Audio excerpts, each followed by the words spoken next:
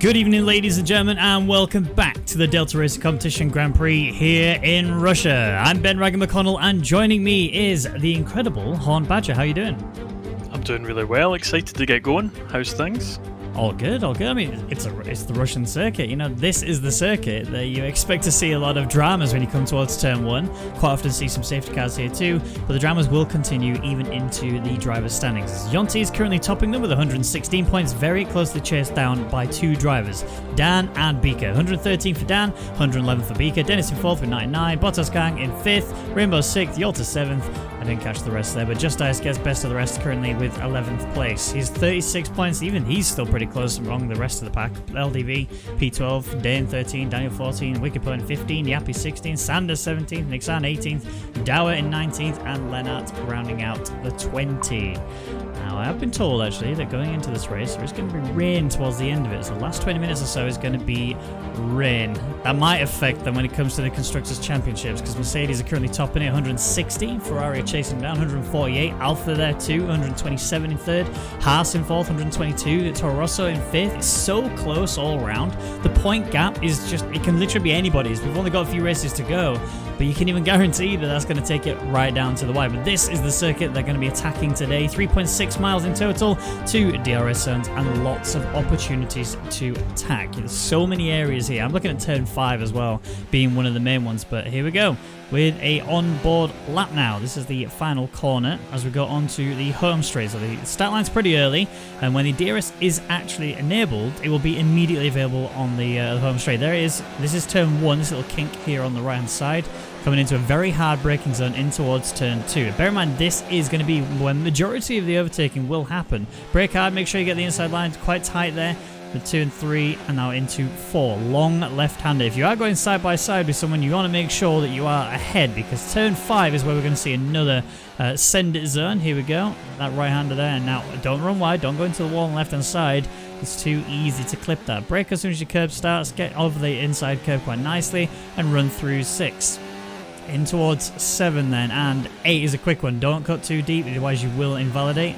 And then turn 9 is this weird left-hander here. You want to cut it quite tightly, but you don't want to run too far wide. 10 is there again, that little tiny left-hander. Now 11, right-hander here. Get the exit just right, because you need the DRS zone that kicks in now. And you want to be as close to the inside as you can on the next left-hander that's coming up, because it's a very hard braking zone into an immediate chicane. So brake hard, get yourself down to gear 3, clip the inside curb. You ideally want to cut it a little bit more than that, and then come back into the left-hand side. Don't run wide, but it's so easy to do because you want to get the power down. Brake again into another awkward. This is a bit more stretched out chicane here. Left, right, cut the inside if you can. Don't run wide. The wall will come back in quicker than you can imagine. And the final 2 corners is a double right-hander. And just as the lap gets to the end, immediately starts off with another fiery session. So that's the lap rundown of Russia. We are now going to get straight into the actual race itself. And Badger, I mean, the only thing I can really ask you here is the usual. What's your top 3 prediction? Again, I think Bottas Gang's probably got the pole here. He's just lightning round these tracks. I think I'll stick Yonte in P2 and Bika P3. See, I actually don't think Bottas Gang will make it into the top 3 today. I'm that confident in the other drivers being that bit quicker. I think he'll be there, don't get me wrong, he'll be nearby, but I just don't think he's going to be in that top 3. In terms of who would I put on the top 3, I'm kind of stuck. I'm fighting between Yonte and Bika for being P1 and P2. I don't know which one I'd put as P1. You know what, I'm going to give it to Yonte. Yonte P1, Bika P2. P3, though, I think is probably going to go to Dan, although Dennis has got the opportunity to get some pace on the track. Yeah, absolutely. I mean, as you say, the pack can be quite tight. So a lot of chopping and changing between the top 3s usually. But yeah, I'm quite looking forward to see which one of us is right, if any. I wonder if we're going to see any towing from these drivers down at the straights. Now, there is very much an opportunity to do that as we go through, down the second DRS straight. It's a big window of time that can be given. You know, we're talking like 2-3 tenths, which is massive. As Bottas Gang sets the first time on 1:30.854. A great time to start us off with. Dennis closing in, but still, he's quite the way off. 8 tenths separating P1 and P2 right now. Granted, we do still have quite a few drivers left to put some times on the board. I think Dower might be coming across with a medium set of tyres on. Yes, he is. Here we go then. And it's a P6 with a 133.3. Now, he's on mediums, so we expected it to be slow. But not that slow. Yeah, absolutely. That's quite further off the pace than we would hope. But then Yappy as well. Some of these drivers definitely went a bit cautious on this banker lap. But as I said, I think Bottas there, he's 8/10 clear. That's a good first lap.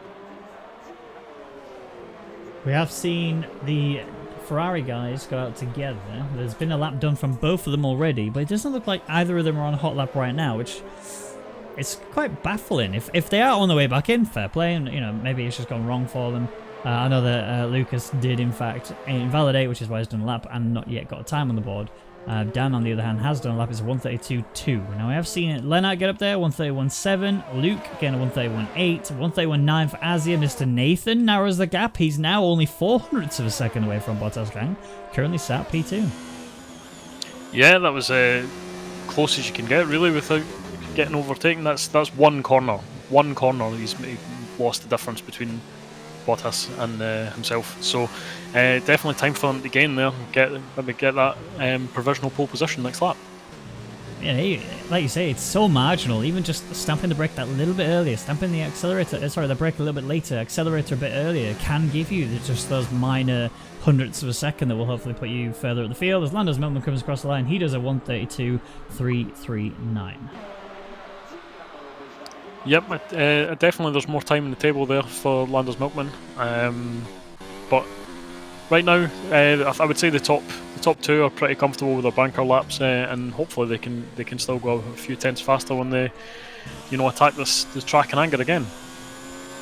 Now I'm looking at Yonti, who is currently out on circuit doing a hot lap. However, my track map says red, which makes me think he has invalidated, but he's staying committed. Whether or not that is the case or not is a whole different story. He might just be trying to chuck himself into the pits very quickly.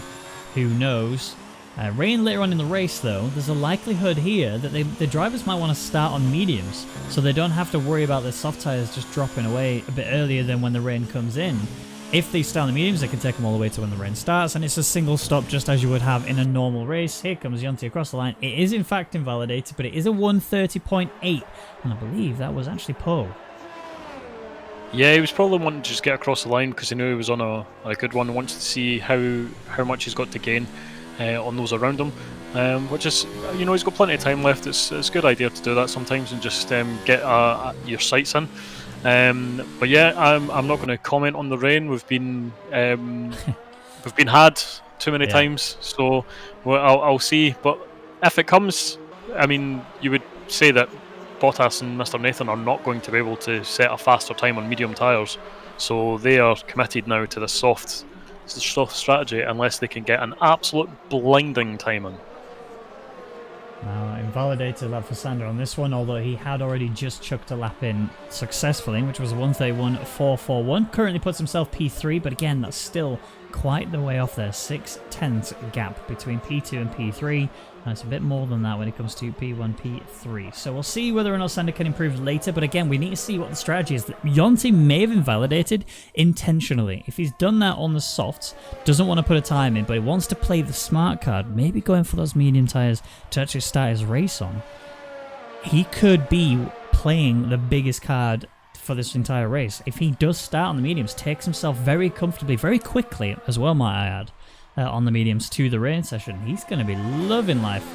Sander having a little bit of a network issue there. He's currently letting one of the Racing Point boys go by. That is Dane, who is on a hot lap coming into the awkward chicane at the end of the second straight, and only one final sector to go. Yeah, if you are right and he deliberately invalidated that lap, that would be pretty brave. Usually you would just lift off in the final turn after you know kind of roughly the time that you're setting. So I would be surprised if it was a deliberate invalidation, but who knows, these drivers like to play mind games. And Yonti's the kind of guy who will do that strategy, though. He is absolutely someone who is not afraid of trying that alternate strategy at all, and he has the pace to back it up too. He can absolutely do a medium medium quali lap. get into the top 10 and then take those tyres into the beginning of the race, it would be incredible for him. He doesn't really want to start this race on softs if the rain is coming 20 minutes towards the end of the race. You know, he's going to have... the softs will go a good distance. I don't think they'll go far enough, though. I could be wrong. I have been proven wrong in the past. It does happen occasionally. But I think mediums are the right tyre here.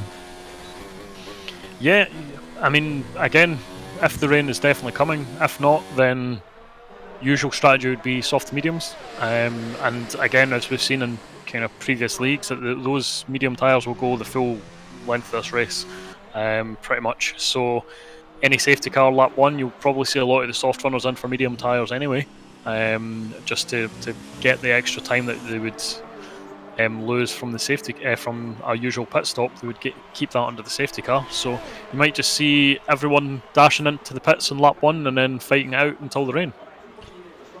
Well, I've been told by 2 individual teams that there is going to be rain at the end of this, so I think we could confidently say, even with our PTSD in mind, that the rain is coming. We'll see later, but we have a racing point coming to the line. This is Mute. No, it's not Mute, it's Dane. He's coming to the pits. And actually, just an interesting check. I've had a look at the times in Sector 1 and Sector 2. Mr. Nathan is purple. But in Sector 3, Bottas Gang has the advantage, and that was just enough to maintain the provisional pole position. So Mr. Nathan's only losing out in one sector. If he can just tighten up that end to his lap, it looks like Mr. Nathan might actually be able to take this. The thing that also makes me think that that Yonti is intentionally invalidating is the fact that Beaker's doing the same. Or at least he hasn't put a time on the board yet.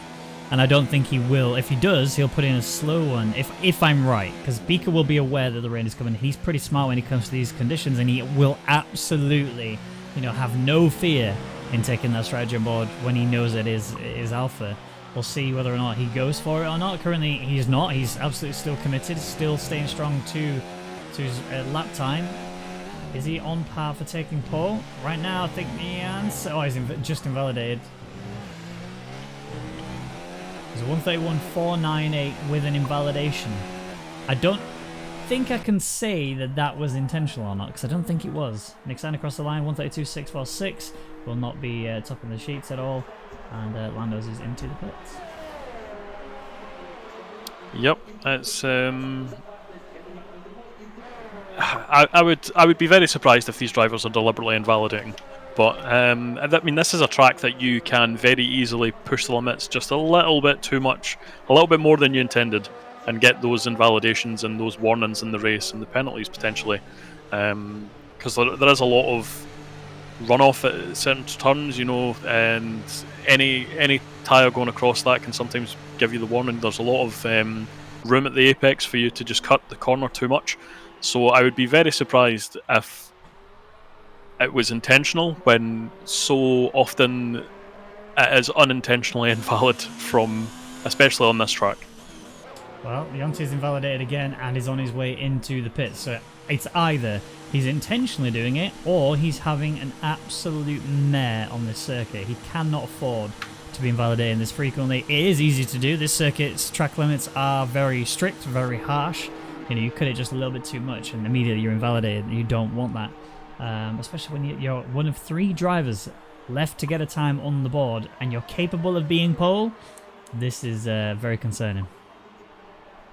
Yeah, absolutely. And Sander there just crossing the line. I don't know if he lifted off just before the crossing the line, but he certainly took it slow over the line. Might have lost a tenth or two. He did, but now he's cutting the track completely to try and get back to the pits for your favourite time. Yep, it's definitely that time. The only driver out on the circuit is Sander, who has realised his mistake and is currently doing everything he can to get back as quick as possible, because it's the calm before the storm. When quite literally, we are going to be seeing some rain towards the end of the race. But whether it's Inter's weather, whether it's heavy weather, we don't know. We will find out later, though, and find out whether or not we actually need to change tyres to match the heavier conditions. The standing water on this circuit can be absolutely hazardous, especially to any of the drivers. And we'll see now. Look, Yonti and Beaker, both mediums. I called it. Oh, I'm so glad I spotted that. Yes. Yep, and it looks like they might be the only ones doing it.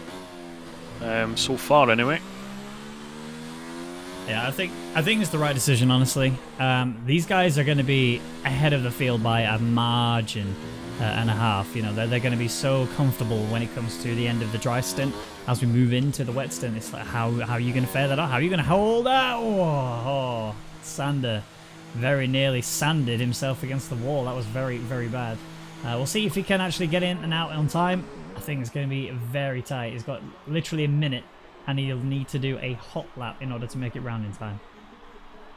Yeah, he's cutting it close. If our times are correct, which I believe they are, but you know, if it has been a mistake, it won't be one you'll make again in the future. Yonti currently out on an outlap along with Beaker. I mean, these guys are probably going to do 2 runs if their first run doesn't go very well. That's the reason they've come out as early as they have, because they do need to make sure that they get a time on the board. And they know, just like I said earlier, how hard it is on this circuit to stay within the track limits when you are absolutely maxing out your pace. Now, these guys will need to get the tyres up to temperature. Oh, Yonti. That was very nearly a trip to the wall and a trip to the pits if you'd have done that, and that would have been the end of your qualifying. Very lucky and very well held to keep himself very much on track and very much untouched. We'll see now if he can carry that momentum and not let that affect him. Yep, absolutely. And it's, I'm just looking through the field, and it's definitely everyone now really out on their outlaps apart from Sanders, so he's not going to be able to get out in time. He's just coming out of the pits just now, but I think that's probably a bit too late. Unless he cuts everything. I think that might be the only unless he way cuts he can do everything. But yeah, everyone looks to be on soft tyres, so it's only Bika and Yonti that are actually going for that strategy. Yeah, well, Yonti's just started his. Let's see how he does going in towards turn 2. He's got that fine. I don't see any invalidations there. Back onto mode 4, immediately charging through turn 4 as well to keep it up.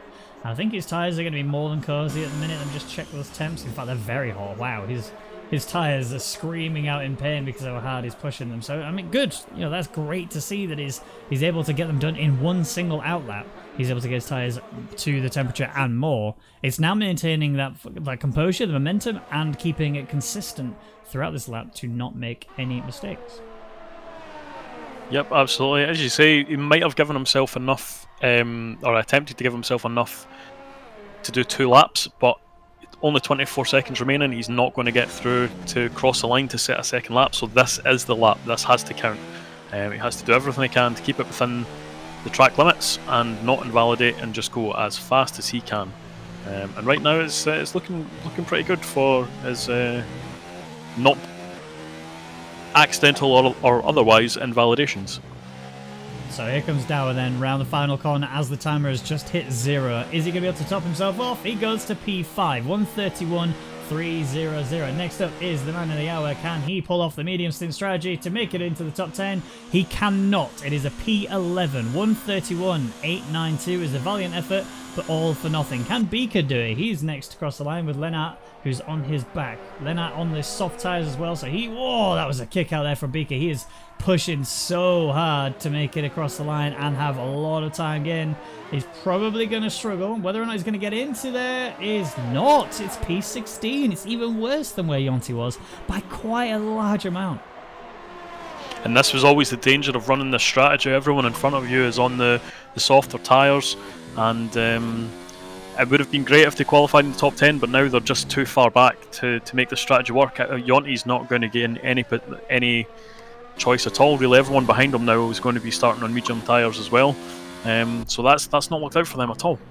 But I don't think it's all doom and gloom, if I'm being honest. As Dan comes to the line, he goes P10. It is going to be Bottas Kang, who will go on pole and even further ahead. 130.518 is what he's just stuck on there. Mr. Nathan in the pit, so he will not be able to beat him at all. Nick Steiner coming around and to the line. Is he going to get up there? He's P12, so he does knock down Yonti. Additionally, we have a Ferrari coming as well. I think that it might be Lucas. No, that is in fact Dan, who will go P6. Lucas, his teammate right behind him, coming up. Sanders just spun out and crashed as he came across the line, I think. I don't know if he managed to get the time in before he lost his wing, but just round the final turn, spun out and crashed into the wall. That's also it. That's the end of qualifying. Bottas Gang has taken pole, 130.518. You nailed that one on the head that he was going to achieve that. Mr. Nathan P2. Honestly, though, I think, despite the fact that Yonti and Beaker did choose to go on the medium tyres, I do really get the impression that it was the only choice. They had nothing to lose. They didn't want to go onto the soft tyres no matter what. They wanted to stay with the mediums.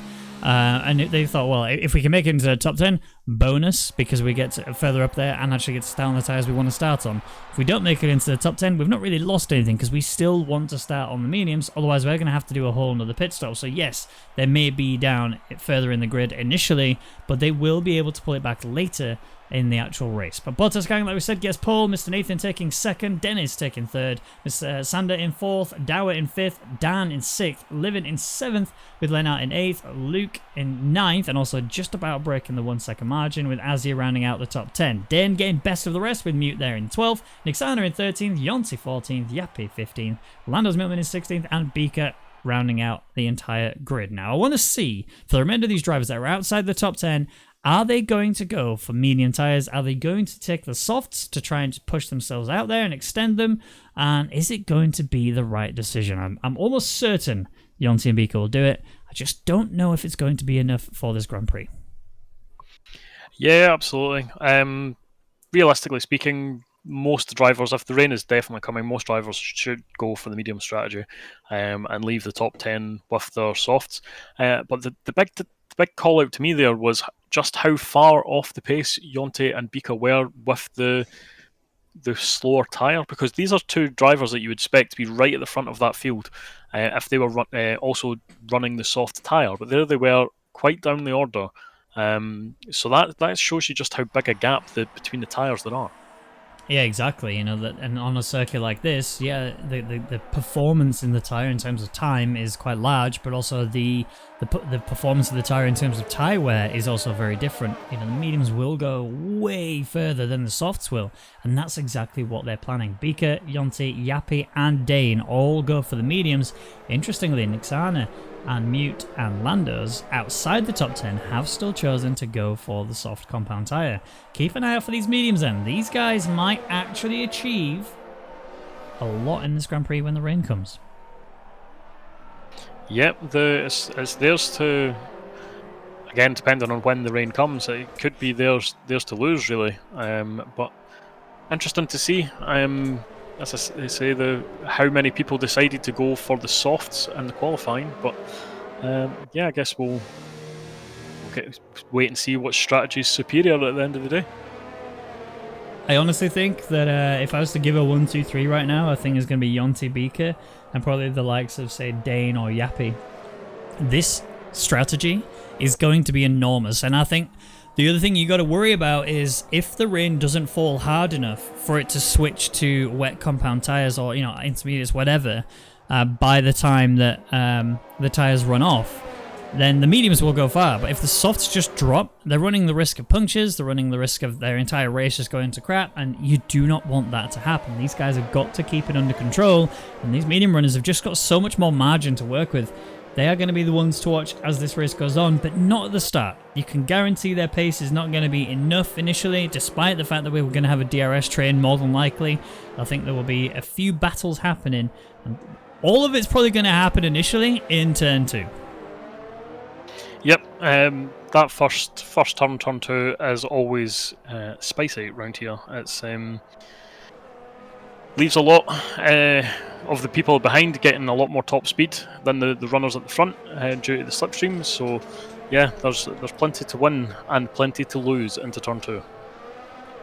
So here we go then to the line. The formation lap about to end, and it's about to be a struggle for Bottas Gang as he goes down towards turn 2. Remember, there is no room for error. He has to get the perfect launch because the toe here is tremendous. We saw that in the official F1 when it was last ran, and we're going to see it again here today in the virtual aspect of it. Lights are on then. Bottas Gang, Mr. Nathan, Dennis. Who is going to be the one in race lead? And it's go time. Very delayed. Lights went out, but everyone was so slow. Sander, he's really got start. He's actually going to go towards P1 if he can get around the outside of Bottas Gang, who's had a decent start, but he's going so defensive coming into it now. No carnage as of yet. Lots of cars going 3 wide, 4 wide. Bit of a mistake there from the Alfa Romeo. Dan's on the inside too. He's getting involved for this battle for the podium. He's there looking for P3, but Dennis is going to hold it. But Sander's up to P2. We've had carnage down the back. Yep, Nick Sana spun out. I'm not too sure if he was the one that had any contact there, but he's lost a few positions. But now Mute and Lando's Milkman have also had contact. Safety car. There's wing damage everywhere. So let's just... I'm trying to see who's got the damage. Oh no, this has backfired massively for Yonta and Beaker. These guys are going to pit now. You know, they may get to, you know, right at the front of the grid because all these soft runners are probably going to come in, chuck themselves some mediums on, and then go again. And they are going to go right up, probably even go towards P2, P3 for, you know, Dan, I imagine, they're going to be leading this race. But then it's a matter of, can you maintain your tyres long enough in comparison to the guys around you, and everyone's suddenly on the same strategy, and that 16, 17 second minimum gap that you were going to pull on the guys around you on the softs because they were going to have to pit additionally, suddenly just falls away. Safety car changes a lot. Yep, and this is what I was saying was the risk for them, is that so often we've seen safety cars turn one around this track, and that means that everyone in front is definitely going to go to the medium tyres, even if it was a dry race, because you gain the time back in the safety car. Yeah, so exactly. Right now it looks like Bika and Yonte are going to potentially be struggling towards the end of this race or again, it might depends on who's behind them initially, because everyone's going to be attacking them into turn 2, but they'll be at the front of the grid after this, so because everyone else will be pitting. Well, look who hasn't. So far, everyone. Only Lennart has gone into the pits. That's interesting. Lennart, Mute, and Lando's Milkman, they were the drivers that were involved in the collision. I've seen some 5-second penalties applied to some drivers due to severe contact. But all of the top 9 are still out on the circuit, have not gone into the pits to change onto the mediums. That could actually be a big mistake. Or the rain is coming earlier than we think it is. Well, I was told the remainder of 20 minutes. Yeah, I mean, if the rain comes earlier, the softs might actually make it into the rain period, in which case everyone wants to keep track position because everyone's only going to be pitting once for the rain. However, if the softs were definitely going to not make it to the rain, then you would think that everyone would have been in by now. But that's the thing, I think Beaker and Yonti and Dan and all these guys that have started on the mediums, I think they have actually thought, well, you know, the concern here is what, yeah, the rain might start falling pretty early in the race, but at what point does it actually go to wet weather tires, you know, intermediates or wets, whatever you want to, whatever they ends up calling for. You know, that's the question. I've seen many races where the rain has fallen, but it's still not warranted you switching to the intermediate tires or the wets, just because it's still too dry to stick those tires on. You will lose ridiculous amounts of time. I mean, the big giveaway for us, you know, in the F1 2019 game is when the DRS gets disabled, that's exactly when it's time to be on the intermediate tires. Ideally, you want to be on the intermediate tires on your way out of the pit lane. When that message appears, you will have then optimized it perfectly. Yep, absolutely. It's very mathematical like that in this game. It's not quite like real life when, you know, sometimes the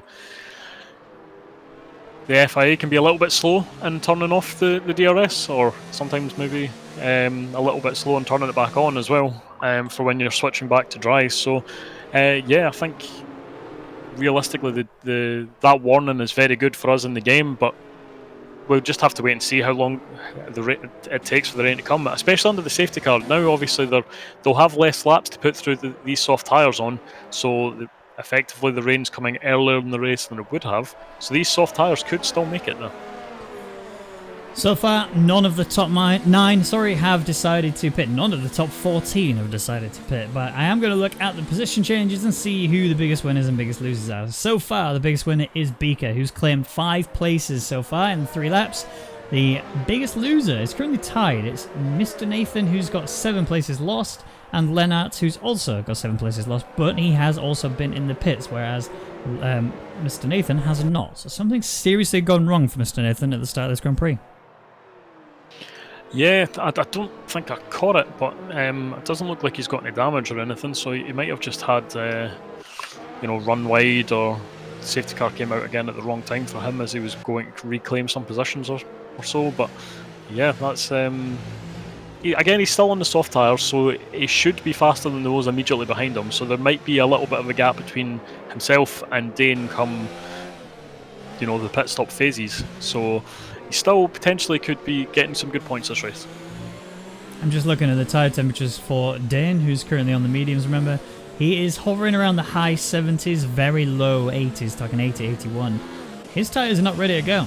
I'm looking at Yonti. His tyres are ready to go. He's mid-80s, ready to push as soon as the safety car comes back in, which should be at the end of this lap. We'll know for sure when we enter the third sector at the end of the straight. But yeah, Beaker and Yonti ready to go. Dane, maybe not. He might lose 2 places here under the restart. Yeah, potentially. Although again, that third sector, he should be able to get them up to temperature just in the final sector alone. A lot of times you'll see drivers keeping the temperature up through like all the laps under the safety car, but it's actually not too difficult to get the temperature back in the tyres so long as you don't let it drop too far. So some aggressive tyre warming in sector 3 might be all it needs for him to get back into the zone.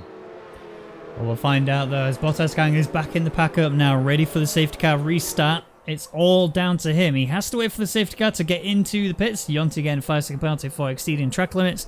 That will probably be removed because realistically you can't gain anything here on this circuit when you're under the safety car.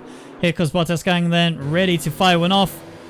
And he decides it's go time right now, but he's not really caught anybody off guard. Sander, yeah, he's fallen back a little bit, but he's still here. So is Dennis, so is Dan. Yellow flag sector 3, but no spins. It's just slow drivers as it stands for now. I want to catch up with the battle for P10 right now. It looks like actually Beaker's been caught out massively. He's so far back. Yep, he's lost a lot, and he's just losing out to Yappy there just now as well. He's into turn 2, but he can hold it on the outside here into turn 3, and might. Yeah, he's maintained position, but yeah, that's a big gap already to have lost to the pack in front. Yonti's bolted. Dane's got past Luke as well. Yonti's already about to attack the same thing. Down on the inside he goes. Has he managed to secure that? No, he hasn't. It's actually going to be a very well held move there from Luke around the outside. Very awkward maneuver to pull off in that section of the circuit. But Yonti is still on the back of him. The battle for P9 still rages on, and Sanders lost a second gap to race leader.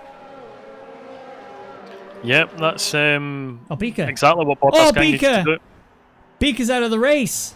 There was contact with him and Mute by the looks of things, but I don't know exactly what happened. I just saw him disappear off into the wall, and we have yet another safety car. So again, this is helping out the soft runners massively.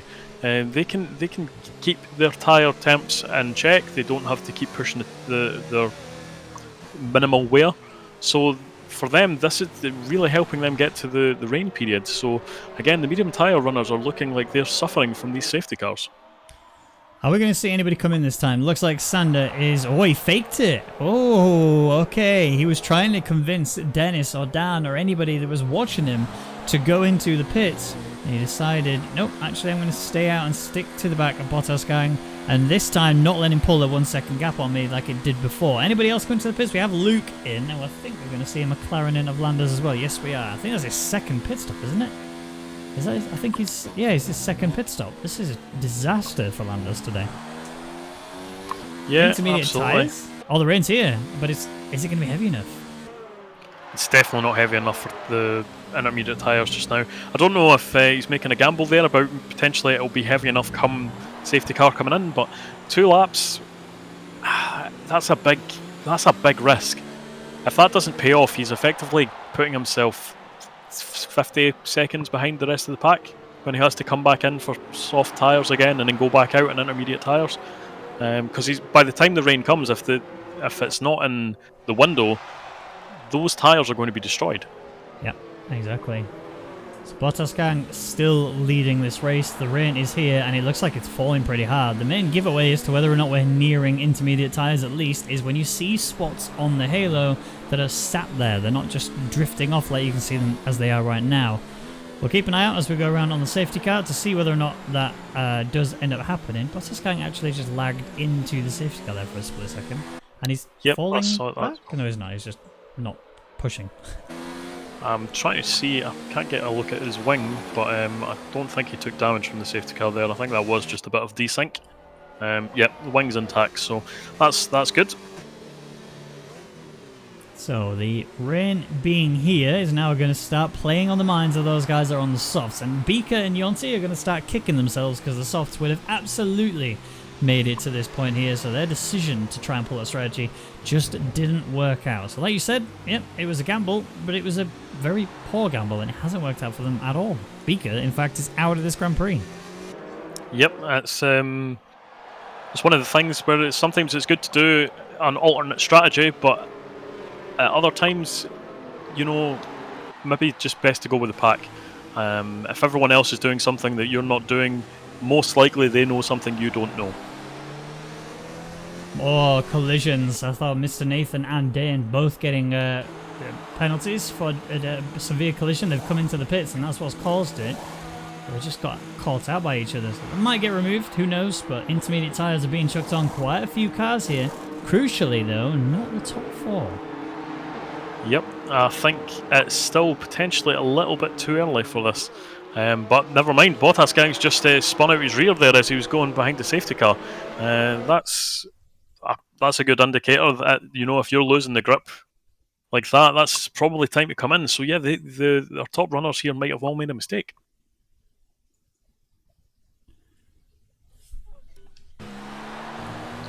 A 5-second penalty for Yappy for corner cutting. He definitely needed that. It'll be removed, but he needed that apparently. 7th place is where he is right now, still on side of Yontin. You can see the spots on the halo is exactly what is causing the rain to be playing a nuisance for these guys. Intermediate tyres for the majority of the drivers. Lots of drivers still stuck out there on the same tyres they started the race on, although Lando's, you'd have thought he'd have played the gamble here because he's lost so much through 2 stops. Chucking a third in to just get onto the tyres that would probably be for the right conditions. I think maybe you're making a mistake by not pitting. Yeah, absolutely. It's going from bad to worse for him. The problem he's facing now is every single person around him is on a different strategy to what he's on. Some of that, you know, you could have potentially risked it, like Luke did in front of him, but you know, now it looks like definitely the rain is coming down enough and the safety car is not. It's just coming in this lap, so you would have caught back up to the pack, really. Everyone else behind you has, so he might have shot himself in the foot a little bit. I think is more the case. Bottasgang now having the 3rd restart, or start, if you like, of this Grand Prix. He's pretty much rehearsed this. He knows what to do now. He's going to have to do it one more time. This time, it's going to be down to Dennis to try and stay with him. Now, whether or not he can achieve that is purely down to whether the tyres are right for this situation. Bottasgang has gone. He's in the pits. He's decided it's Inter's time. This is a big mistake. He should have done this earlier. Dennis gets a penalty for corner cutting. He's coming into the pits as well. Very last second decision from everybody in the top 3. It's now Yonti who's going to be leading this Grand Prix, and he's chosen the medium tyres to stay here. And look at Luke. This is the pace difference. The intermediates are absolutely the right tyre to be on, and the top 3 knew it. Yonti starts off his qualifying poorly, starts off his race in a worse position, and now he's in even more trouble as the intermediate tyres are just going to swarm him around this circuit. Sander, both the Mercedes guys, just cruising past him. Yonti's trying to get the acceleration out of the corner, and he just can't. It's disaster for Haas. Yonti's going to have to get in as quick as he can. Yep, absolutely. And Bottasgang's still managing to stay within the top 10, though. He's at P9 just now, but there's a 16.8 second gap between him and 8th place. This has been a disaster. For that second safety car couldn't have came at a worse time for everyone at the front there. If it was, the rain hadn't really started coming down, and just that split-second decision about will you, won't you, has ended up costing these drivers a lot of time. So Luke leading the Grand Prix now after the safety car restart, which was just crazy to say the least. Dane there sitting with them as well, but it's a 1.7 second gap.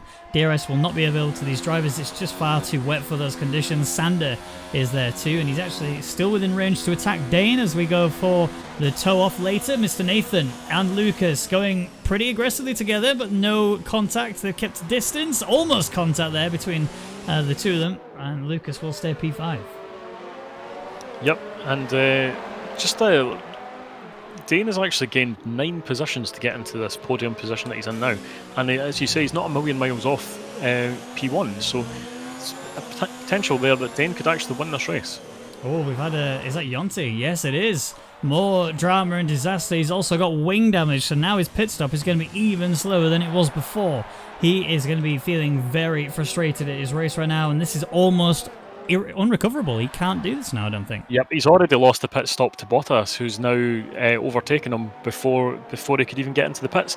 This track is so long that it was such a gamble to try that extra lap, and that's another 5-second penalty as well. That's just ruining his big race. It's a long way back from here to get into the points. I mean, he's got a 5-second penalty as well for exceeding track limits when it was under the safety car. Likelihood is, well, he's serving one of them now, so you could, I guess you can eradicate at least one of them. He's going to be so far back. I don't think he's got any chance of pulling this back at all to even get any point, not even for P10. The gap is just too much for him to recover this. Who knows? He may have obscene intermediate tyre pace.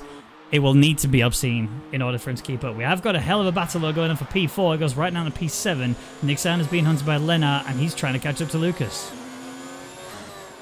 Yep, it's battles all the way down now for through this train. It's everyone's staying within that 1 second, which obviously right now doesn't really matter for the DRS, but it does help for the slipstream. And Bottas' gang's actually gaining a lot of time on this train in front of him. So yeah, now that he's on the correct tyre, he definitely has pace, but that call to not come into the pits under the safety car has ended up costing him this race lead. Lennart actually is stuck behind Nick Sander, who made a mistake coming towards the end of that second straight. He did go a bit too deep into the corner, recovered, but yeah, look, he's got now a 1.1 second gap. The tow is not going to be effective for Nick Sander pretty much at all, and Lennart has an opportunity and needs to do it on this home straight. If he can pass Nick Sander immediately, use all of his ERS, use all of the extra speed that he can possibly get, use the tow, get past Nick Sander in towards turn 2, get back into the 1 second margin between him and Lucas, then he has still got a chance to potentially take P4 later in the race. But if he doesn't do it, which he hasn't, then he's in trouble. That gap is only going to extend. Yep, absolutely. I mean, Nick Sander might get back up to the back. Again, with these conditions, it's so difficult to always have your car exactly under the grip level that you want it to. So drivers in front can make a mistake and just invite the drivers behind back in. So but right now, Lennart, it's in his court to take 6th position. He's got all the toys to play with. He's got the ERS, he's got the slipstream, and he can attempt to make a move. But he just needs to be brave under the braking and go for it. We've got a sector 1 yellow flag. Is that Dower? It is Dower. He's had a mistake and a half. Right end plate missing. So contact somewhere has caused him to not only fall down the order, but also get that damage. He's going to need that wing later. Look at that front right wing is in bits. He's missing elements. He's missing an end plate. He's going to need a trip to the pits, I think. And he's going to join Yonti at the back there. Yeah, he'll drop behind Yonti by the looks of things on the track map. So, and this is Lennart attempting to move on Nick Sander. Nick Sander just ran a little bit too wide, and but there's just no grip for Lennart. Can't make. Oh, but he's wide again. This is at the side by side coming in through the final sector. See, the mistake here is that he's in mode 4 on the ERS. All you're going to do there is spin the rears when you're coming out of these slow corners. He wants to turn the ERS down, have a nice, smooth and steady exit, rather than just trying to go for the raw pace and just think, oh, I'll manage it with a throttle. Yes, that is doable, but it's not the right way to go about it, and that's why you can see his back end stepping out massively, and he's not gained anything on Nick Sander here. Nick Sander's actually pulling away because of the fact he turned his ERS down a little bit and actually was able to control it. Yep, absolutely, and obviously we don't know what setups everyone's running, but he could be running slightly less wings, which would help him in the straights. But realistically, you really do need the grip in these conditions, especially for this turn here that they're running. Oh, it looks like it's away. Oh, but he's caught it. Is that Ken Block or is that Lennart? Because that was a very well held drift there through turn 4. Fair play to him for keeping it back and still fighting. He's still in a very close battle with Nick Sander. That's not going to end anytime soon unless we see another one and he doesn't turn into Ken Block and maybe he makes another mistake. Who knows? Yep, I don't think Pirelli will be too happy with how he's treating those tyres, but here he goes. He's trying to make a move and he's just every time he puts down the accelerator, it's just not enough grip for him to get the move done.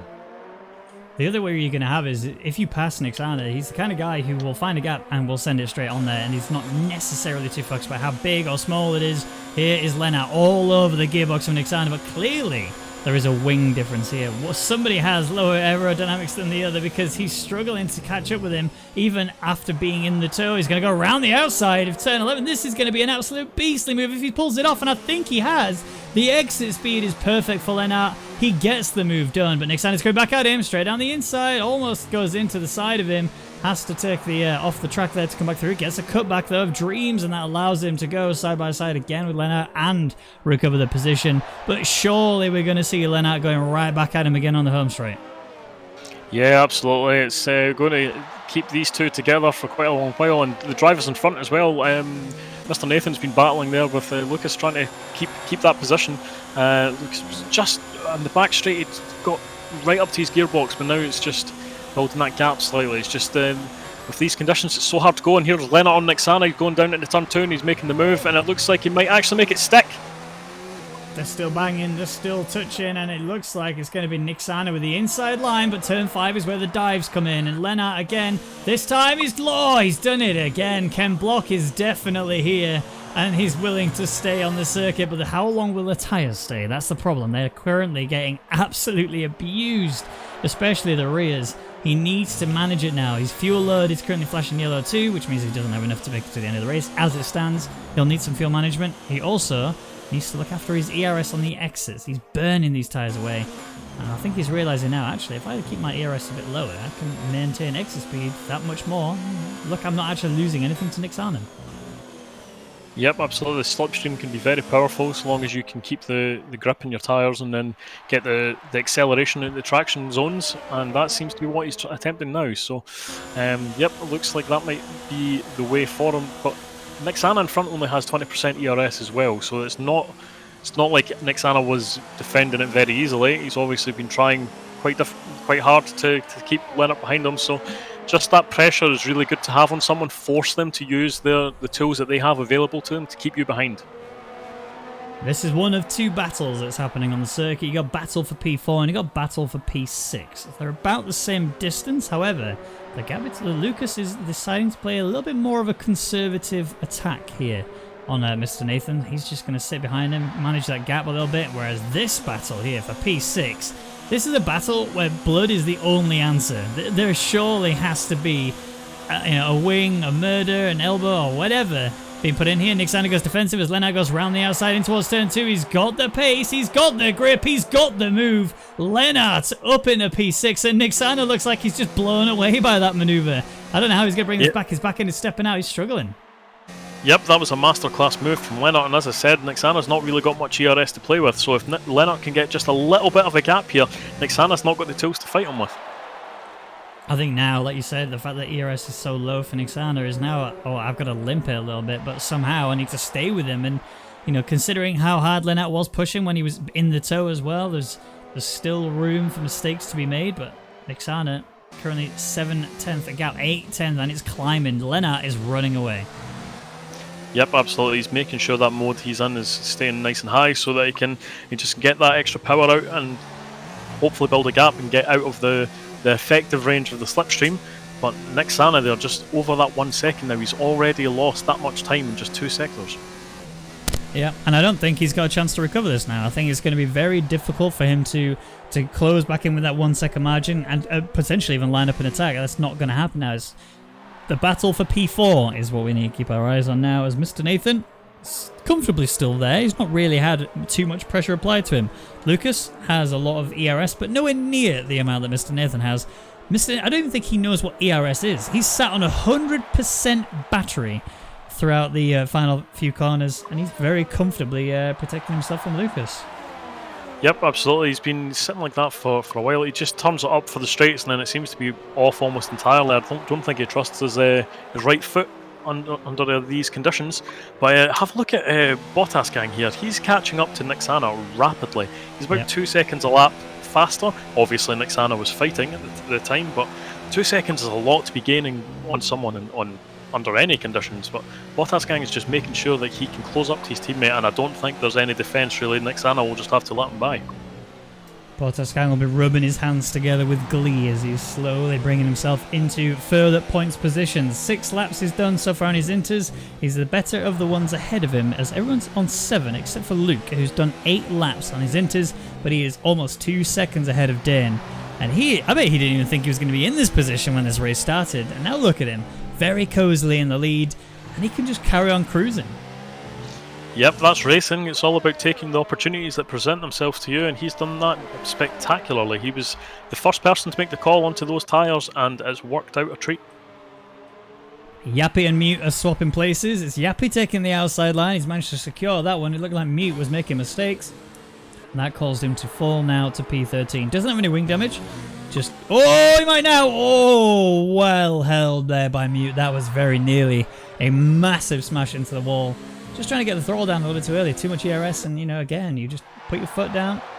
Your car will rotate, and off he goes. Again, he's still sliding. Something's gone wrong here. Yeah, I mean, I don't think these tyres should be out of grip already, but he seems to be struggling. Definitely doesn't look like he's got any wing damage.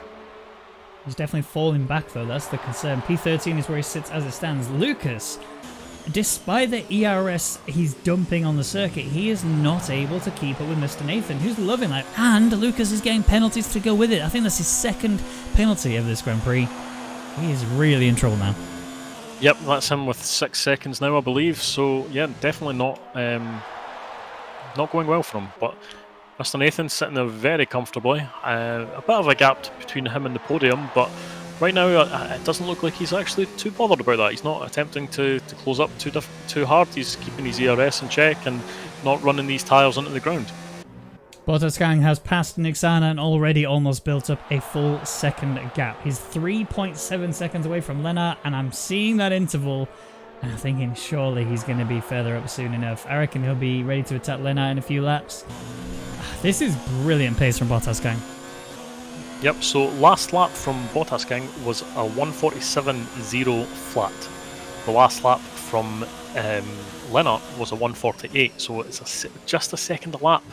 That's easy enough for I mean, we're presuming that the rain is going to stay here until the end of this race, but a second a lap faster than those guys in front of you, that's easy to catch up over the 13 laps that we have remaining. I believe it's going to stay rainy for the rest of the Grand Prix, but that's 14 laps if you count the remainder of this one, although they've just crossed the line. P15, lap 15, sorry, this is good.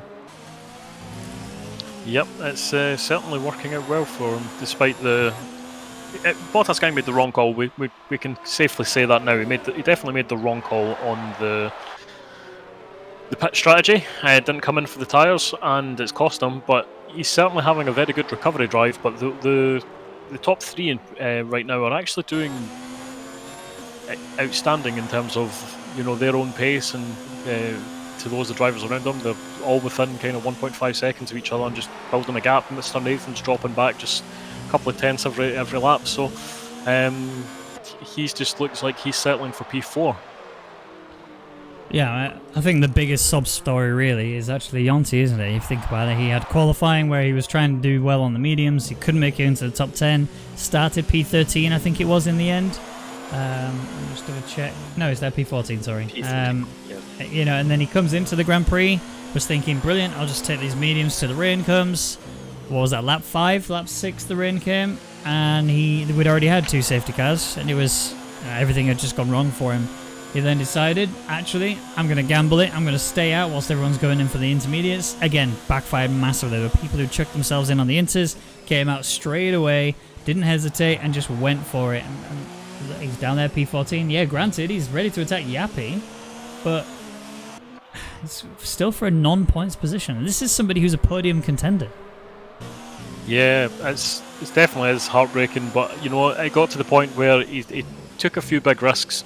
They didn't pay off, and then I think he was in a gambling mood, so he was like, I'm going to make one more final roll of the dice and hope that these medium tyres are still faster than intermediates behind me. But that was a plan that backfired massively. He lost out hugely to Bottas Gang, and as you can see, the difference between choosing to pit as the safety car came in and choosing to do that one extra lap works out to be P7 and P14.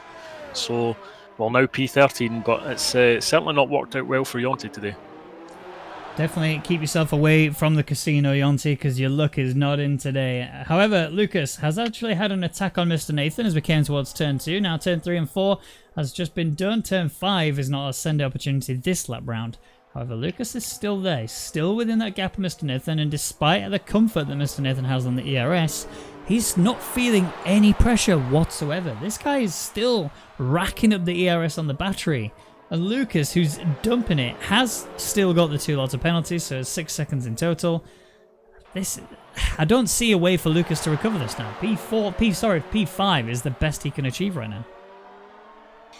Yeah, it's unfortunate. But and his back end steps out there just a little bit, so it could have been much worse than P5. But it's unfortunate for him. But at the same time, if you just stay with Mr. Nathan, you're building up a gap to those behind you, and that will help when your penalties come into play. So even if you can't take the guy in front, you could at least utilise him to build up a gap behind you. Keep an eye on Sander. The gap is just on the limit of the 1 second margin. He's about to break into the slipstream territory of Dane. And ready to start firing up. Bear in mind, Mercedes currently top of the constructors standings. They're about to be even further ahead at the end of this race if they finish as is. Sander being able to attack Dane would make things even better for race leader currently. Luke, who's 1.5 seconds ahead of Dane. It only takes one mistake. We saw that. Look at Lucas. He made a slight mistake in one corner. Back end stepped out just a touch, and immediately he's outside of tow range, and now he's struggling to keep up with what was already a very cozy and comfortable Mr. Nathan. Yep, absolutely. Is that voluntary? That looks like it's voluntary. I don't think he's actually... he had gained another penalty there for... he got 12 seconds, I think, in total, but I don't know what's happened to him there. I can't see... Trying to find the car. Here it comes. Yeah. And I think it was on the wall. I think he's... I couldn't quite see on the onboard there, but it's definitely stopped on track in Sector 3, so... yeah, I think he might have just slid out with these conditions. Are real treacherous. He might have lost the car. Oh, Bottas Gang and Lennart, they're going toe to toe. It looks like it's going to be Bottas Gang sizing one up on the inside of Lennart if the cutback was available to him. It currently isn't. Lennart is currently driving a defensive line, and he's holding it quite nicely, but that penalty is going to be the reward he gets for driving as defensive as he has been. And now he's about to lose even more than that, as here comes Bottas Gang down what would be a DRS straight. Is now just going to be a toe straight. Although, having said that, Lennart currently looks like he's got the straight line pace to keep himself away. Yeah, he's definitely kept it up. But it looks like Bottas Gang lit off the throttle there. I don't know if he's having... Oh! I think he was just testing the braking zone. Didn't know if he could trust Lennart to not brake early or something. He lit off the throttle very early. So, but now here he goes into Sector 3. He's managed to make the move done as Lennart went a little bit deep. And easy as that, really. Yeah. But now this is a good moment for Lennart to try and just utilise Bottas Gang's slipstream here and try and get pulled up the field a little bit. As I say, I don't think he's got the pace to take the position back, but he can certainly at least build up a gap to those behind him and build a cushion for that penalty he's just accrued. Bottas Gang, yeah, he's 10.6 seconds away from Lucas, but when he decided to pit right as the safety car restart lap was about to begin, he's currently sat P6. I didn't expect him to be in this position at all, despite everything that's happened. He's currently in a position where he's going to get a lot of points if he can control this. Dennis and Niksana swapping places. Bit of a dive there from Niksana in towards turn 2. Now they're going to go side by side through turn 4. Dennis having the outside line looking for a potential cutback. Although Niksana's had to brake. This is going to be an inside on turn 5. It's going to be a late one for Dennis. He managed to slip down the inside. Niksana gets touched and sent out wide. He almost gets into the wall. They're going to go in again. I think Niksana might come down the inside. No, it's going to be Dennis then holding P8. Yep, and this is just inviting Dan in. The more they're squabbling, he saw this fight in front of him, and he'll want to get the foot down and get involved. They're all struggling right now as it stands to keep themselves going, and they've still got a long way to go. We're nowhere near the end. Another, what is that, 9 laps? Oh, yellow flag. Who's that? That looks like it might be Mute. It is Mute who's lost it through turn 4. I think he did what Lennart did, but couldn't catch it. Lennart very comfortably keeps himself in. I'm seeing if there's any punctures. No, there's no puncture. He's all right. I mean, we're still too early in terms of natural tyre wear for puncture territory, but if he's, I don't know, rode over something a bit too hard, or if he's clipped the wall, he could potentially have got a puncture. Yep, and certainly it looks like Sanders might be taking a lot out of those tyres. They just caught right up to the back of Dane. He's stepped out in the last turn, but he's still pulled up enough to get moved on into turn 2 here. He's making for inside, and it looked like there was maybe a little bit of contact there. I think Dane just cut across a little bit too aggressively, but it doesn't look like there's any damage, so they'll be going at this again. Yep, Sander and Dane going once more on this circuit, and I think this is probably going to be a battle that will rage right the way to the end. Dane looks like he's struggling that little bit more, especially with the fact that Luke has actually gained a massive gap now between the two. 3.1 seconds, 3.2 seconds now between him and Dane. It's just Sander who needs to pass, and then it's a Mercedes 1-2. What is this, 2019? Indeed, it's not often we've seen that, is it? A Mercedes at the front of the pack. I know. Yeah. I mean, the racing point kind of makes it interesting, being up there in the top 3. That very nearly never happens. Dan actually attacking Nixana as well. Nixana looks like everything that was going well for him earlier has just suddenly disappeared. His back end stepping out, he's struggling on the accelerator. Dan trying to find a window of opportunity as Sanders in the same boat as well. He's currently going for it on the inside of Dane. Oh, there's a little kiss there, but I think he's got the inside again. Oh, Dane's going to defend this. He's actually going to hold Sander back, despite the exit of dreams here that he's going to get. He's not going to get enough of an exit in order to secure a position on Dane. He will, however, get to reset and go again on the home straight. Meanwhile, Luke, race leader, is extending that gap even more. 1 second gap has been built even more to his 3.2 seconds that he had earlier at the beginning of just this one lap. Yeah, so it's actually, I think Dane might have gave himself some wing damage there as he was trying to defend against Sander behind him. He's missing an end plate on the left. So this is Sander's opportunity now. There's Dane's definitely going to be losing time, and I mean he's defending very aggressively. But if you just pick your moment through one of the turns that he's going to be struggling with and try and do a brave move around the outside, you could make this work and get a 1-2 for Mercedes. Something's gone wrong for Mr. Nathan because Lucas has actually recovered. Like, he's back here attacking Mr. Nathan. Bottas Gang has taken 1 second gap out of the gap that was already there from before. Dan and Nixana, they're also going to be going at it as well. They're coming towards the end of the home straight here in towards turn 2. Nixana chooses the defensive line, but Dan says, no thank you, I'll take the inside. This is going to be very late into the corner. Nixana has to go very far out wide. He read that situation perfectly. He knew that Dan was going to go deep into it. They're still going at it though. Wing damage on the right side of Nixana's car is making it hard to turn left here, and that's why Dan's having to run really wide and really tight into turn 5. He's sliding through. He goes so close to the wall, and he's back again right where he was before, and Nixana will hold P9. And this battle for P2 is still raging. Sanders just attempting moves after move, and it looks like he might finally gain this position, but the straight line that racing point seems to have is actually outperforming the Mercedes once the Mercedes is no longer in the slipstream. And even with wing damage, Dane has managed to withhold Sander from this second spot. And Sander hasn't got wing damage as well. That's the thing. He's keeping his clean. It's just Dane who's got that left end plate that I can see missing. You know, any right-hand turns are going to be difficult for him. Luckily, there's not too many right-hand turns that require a lot of aero for him here, so he should be okay. Meanwhile, you know, he's got to try and defend again down the home straight once more. The gap, just under 4/10 of a second, will get eaten away in the toe here. Can Sander this time secure it? The tyres are getting destroyed, and the gap for Luke is just extending even further. Yep, absolutely. Luke's getting a good over a second a lap here, but that's it. Now Sanders managed to make the move, but Dane's coming back at him again. He's just trying to tuck up the inside, but nope. It looks like finally Sander can say, "I've done with you. I'm hunting down my teammate." But that 6 second gap would be a lot to recover in the laps remaining. Dan and Nixana, they're still going at it. There's also a battle still for P4, Mr. Nathan and Lucas. Nixana has actually had a bit of time given to him as Dan has decided to save his ERS a little bit. We've had a mistake there from Mute again, who's lost control of his car and got more wing damage. Left side is injured. I wouldn't be surprised now if he just calls it a day after a visit to the pits is definitely required. Elements missing and end plate missing. Yep, and right now, actually... Oh, Dan! Dan's made a mistake. That's turn 5 again. I think they were going side by side. I think a mistake was made from Dan. There's no damage to his wings, so it's unlikely that there was contact.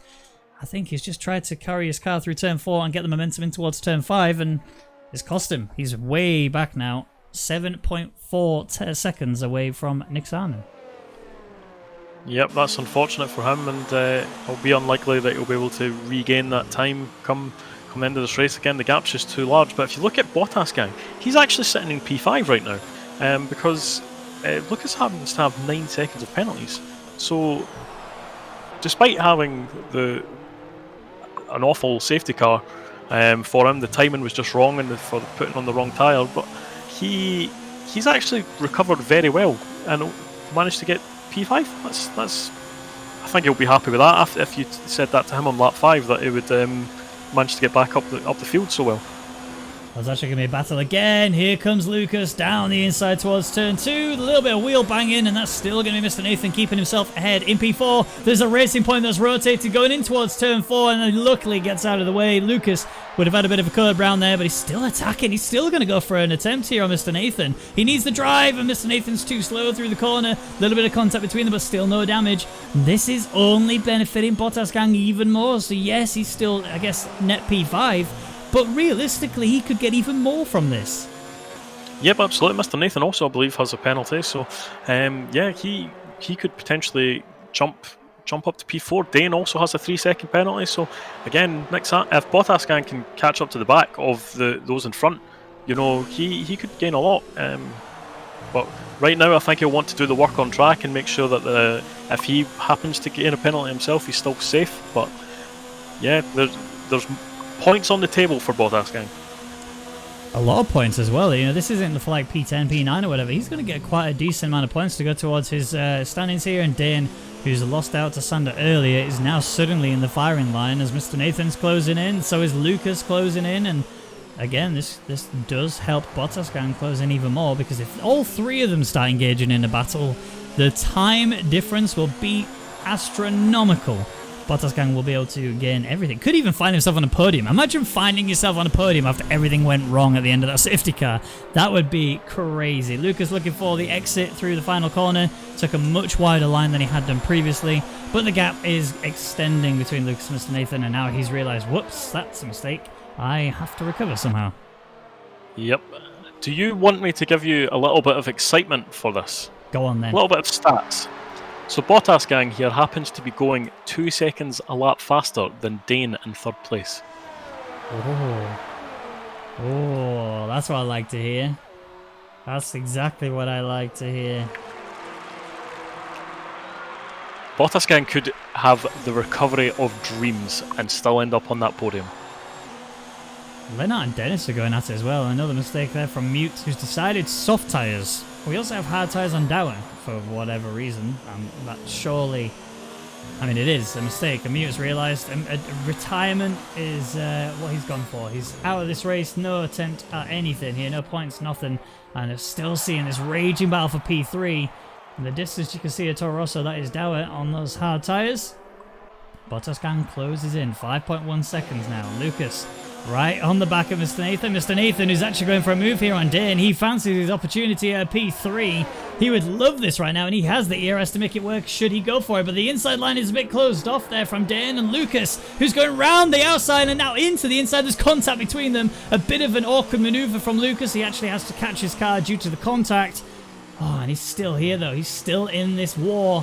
The battle is over, but the war is still raging. Yep, absolutely, and this is actually working out perfectly for Mr. Nathan, because right now if Lucas is fighting Dane, then he can just turn up all this ERS that he's saved and bolt into the distance and potentially keep that P3 position, despite a very rapid oncoming Bottas gang. Well, Dane's pace is just suddenly disintegrated as Lucas just cruises on past now. And Dane's using ERS, he's not slow at all, he's absolutely trying to dump it, he just doesn't feel confident, he hasn't got the natural pace that he needs in order to hold these guys back. But yeah, like you said, Bottas gang feeling very quick, feeling very comfortable, and 3.1 second gap, 2.8 second gap, just that one interval. 2.6, it's just dropping like you've never seen. He's going to be in P3 by the end of this race. Yeah, he's got the opportunity, and as I said, the guys in front all have penalties. So, yeah, if he can just close up, Mr. Nathan has an opportunity just now to try and bolt into the distance. He's got a small chance to just build up that gap, but right now Bottas Gang is coming, and he is coming fast.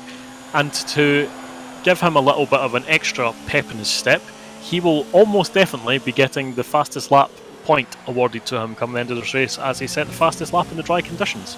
So he's gaining an extra point and potentially gaining an extra few positions.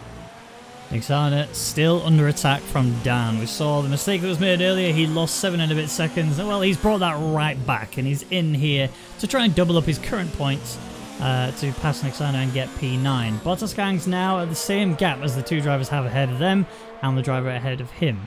If Bottas Gang can get into a range of Dane by the time we get to the home straight, there is a very real chance that he could get to Mr. Nathan by the time we reach the final lap.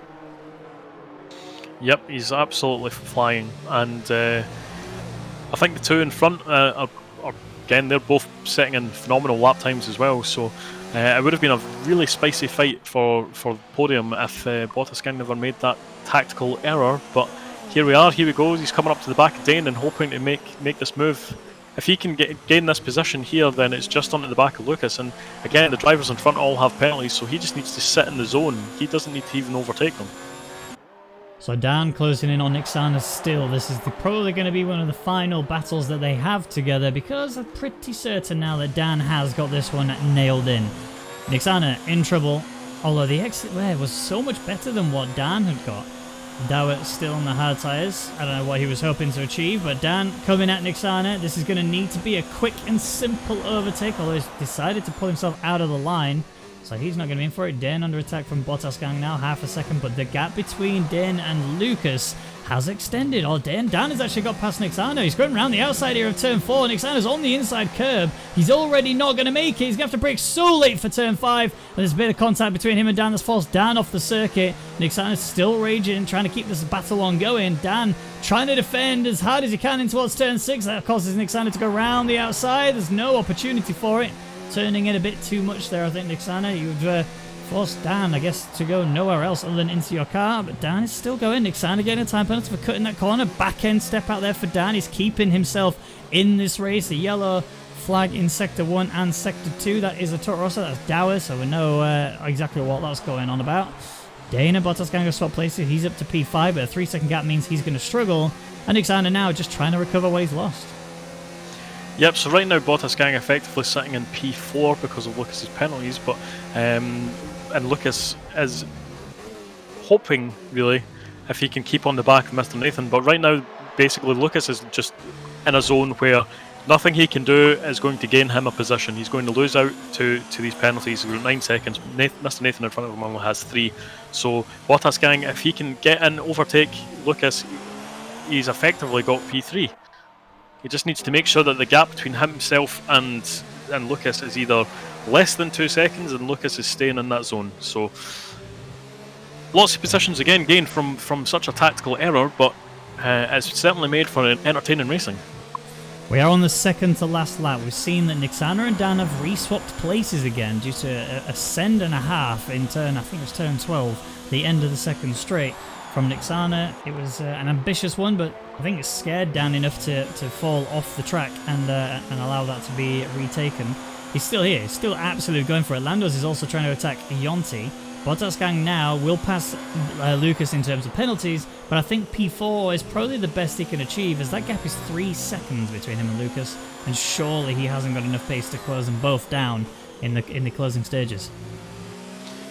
Yeah, I mean, as I said, it was before he caught up to the back of Dane. He was going 2 seconds a lap faster, so that would be enough to catch up and stay within the zone. But whether he's just taking too much out of these tyres, it's hard to tell. So I guess we'll see come the end of this lap if he's bringing that gap down, because it was mighty in Sector 3 before. But yeah, at the moment he might not be able to bring that back.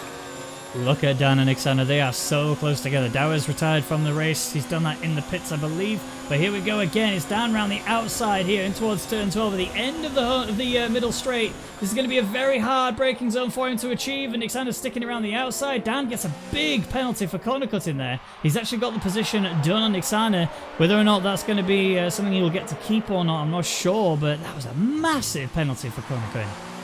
Yeah, I don't even think he really went over that corner that much, and 10 seconds seems very excessive.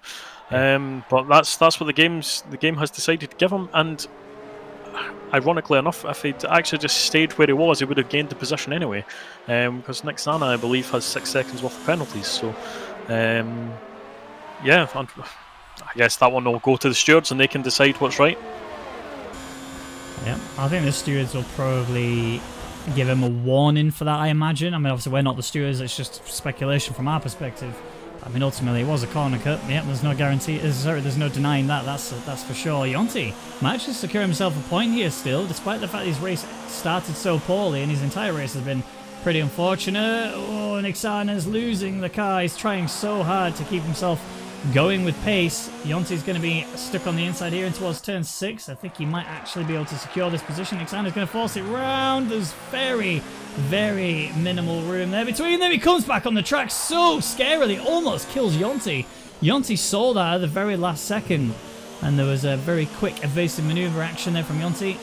I think Nick Sana might find himself in a bit of trouble at the end of this Grand Prix, but Luke has crossed the line and will take the win, along with Sander in P2. So that's a Mercedes 1-2. Mr. Nathan will cross the line and secure P3. Very well done for him. Lucas doing P4. Bottas Gang will jump on both and get on the podium. Holy Bottas Gang. Dane up into P6, getting a penalty for unserved. Dennis will take P7, but we need to watch this battle for P10 as it's a big send back from Nick Sana down on the inside into turn 12. Yonti's secured P10. That is a donezo position, although I'm sure the penalties coming into it. I mean, he will fall down again until the stewards get a hold of it to fix it potentially later. So actually, I believe Yonti served his 5-second penalty, so he's only got the 3 seconds to go, and it's Nick Sana has 9 seconds worth of penalties himself now. And there's another batch of penalties potentially for Nick Sana. So it looks like Yonti will maintain that position. But yeah, I think everyone really kind of had a scruffy last lap, and Mr. Nathan had gained some penalties as well. So that's what cost him that podium position and gifted it to Bottas Gang. I mean, that is a huge comeback from Bottas Gang to, you know, he was racing at the beginning of the race, he was in the lead. He then obviously, the first safety car came out, he decided not to pit. The second safety car that came out, he decided not to pit until it was the time to go again racing at the end of the second safety car. And then he decided, whoops, I should probably be on intermediates now. Switched over to the inters, drove a crazy race in terms of his pace, kept it completely clean. I didn't see any penalties from him at all, and secures a 3rd step on the podium. That is incredible. Yep, absolutely. It's the recovery drive of dreams, you know. And as I say, I think he'll be very, very happy with that position. If you told him about, after lap 5, when he never pitted under the safety car, he will be chuffed with that. Well, then here we go. Is your rundown at the end of that Grand Prix. It's Luke who takes the win, Sander taking P2, and Bottas Gang with the most incredible drive of the day. He is P3. Mr. Nathan takes P4 due to getting those 2 penalties.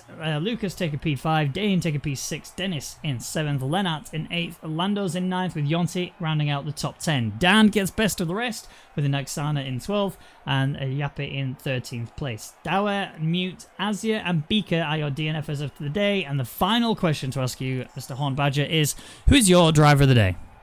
Definitely Bottas Gang. That recovery drive is something that you could quite proudly tell your kids about. I think he can be chuffed with himself. I think it's the best he could have hoped for after the circumstances changed for the worst. So I think credit to the top 2, but Bottas Gang just drove phenomenally lap after lap to get back to where he should be. Absolutely, I completely agree with you. Bottas Gang absolutely deserved driver of the day. He drove such a crazy race. I've never seen anyone be that fast in the wet conditions and that consistent, especially on a circuit as difficult as Russia is. It was very well done from them. Well, that's it for the Delta Racing competition. It's been an absolute pleasure to commentate for you. I've been Ben Raggy McConnell, and joining me has been Mr. Horn Badger himself. Thank you so much. You are awesome. And we'll see you guys next week for... Japan. Japan. Right? Yes. Yep, Japan. Yes, cool.